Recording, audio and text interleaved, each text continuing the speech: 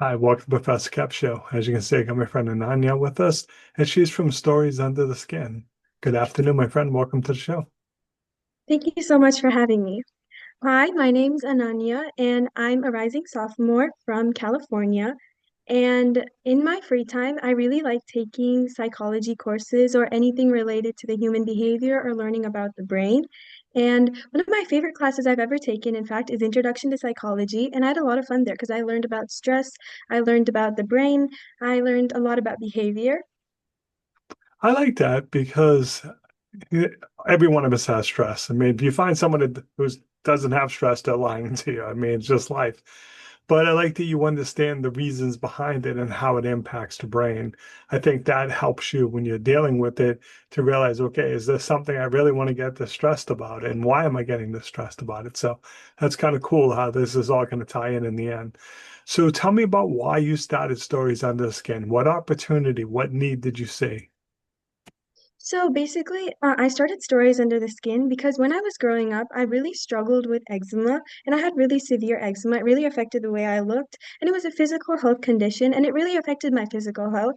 And everyone around me, they just asked me, "How do you feel physically?" And they check if I felt better physically. And slowly, I did start getting better, and I did feel a little bit better, but it still left a very lasting impact on my identity.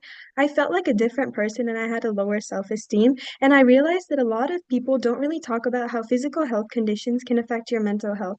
So I really wanted to bridge that gap and I wanted to show people that yes, physical health conditions can affect your mental health. And I created Stories Under the Skin for students to submit their physical health experiences and how it's left a lasting impact on their identity and mental health. So tell me about some of the challenges you've had with this idea. Were people willing to talk and write about it?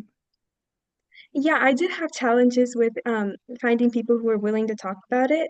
I did find a couple of people, but a lot of people were worried about sharing their personal stories. And the way that I fixed that was telling them that they had the opportunity to make it anonymous if they wanted to, or if they didn't even want to share a personal story, they could research about how physical health and mental health are connected, and they can research any topic in mental health, and that's how I solved that issue.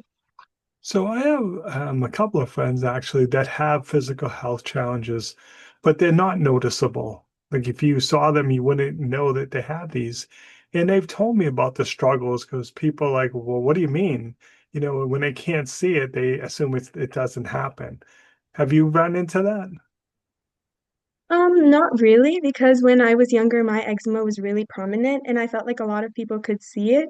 But I feel like a lot of people, maybe they didn't even notice it, is that's a possibility. But I felt like people noticed it. So that really affected the way I saw myself. And I really just want a safe place where people can speak about how this affected their mental health and they can find other people who felt the same way with different physical health conditions or different ways it's impacted their identity. So tell me about some of the successes you've had so far. Well, some of the successes that we've had so far is that we are actually working on a zine right now, and it's related to mental health. It's called Embracing the Unknown, and it's made to challenge the toxic culture that forces teenagers to have everything in their life figured out at a very young age. So what we're trying to do is we're trying to encourage people to share art, poems, writing, anything, and we will make a zine out of it. And yeah, that's one of the successes because we've had some volunteers for it. And another thing that we've succeeded in is that people are willing to submit some of their stories, and it was really nice to see how everyone, like physical health and mental health, were connected, and that there are people who can speak up about it. Now you mentioned a zine. Is that what you called Yeah. it? hmm I'm not familiar with the term. What is it? It's like a shorter version of a magazine where people can submit art and it's yeah, like an art book. Okay. Now just a new term to me, so I just kind of want to make sure I understood it.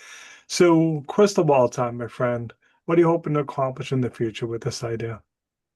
So hopefully short term, I'd like to have more volunteers submit their stories, and whether it be anonymous or with their names, I want people to feel like this is a safe place where they can read other stories and they can feel less alone in their struggles. And in the long term, I really want to make Stories Under the Skin a little bit bigger and have a larger community. And I want to host journal nights with mental health prompts, and we all can just reflect on our how we're feeling and understand how we're feeling. And I'd also like to start hosting self-care workshops where teens can learn about how to manage their mental health and how to help themselves. And yeah. It is amazing because at some level we know we're not the only one who suffers from this. We know that, but yet there's days we feel that way.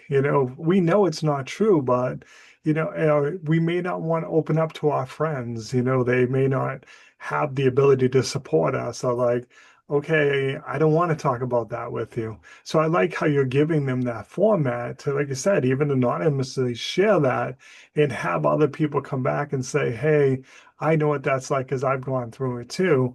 So I like the community that you're building and how it's going to help people, to know that they're not alone. So what's the best way for people to reach out to you? How can they learn more about your idea? Well, the best way for people to reach out is through our email, storiesundertheskin@gmail.com. And if they need any serious mental health issues, counseling, or help, they can call 988, the suicide hotline. Awesome. I appreciate you taking a few minutes to call into the show. And as always, thanks for being my friend. Thank you.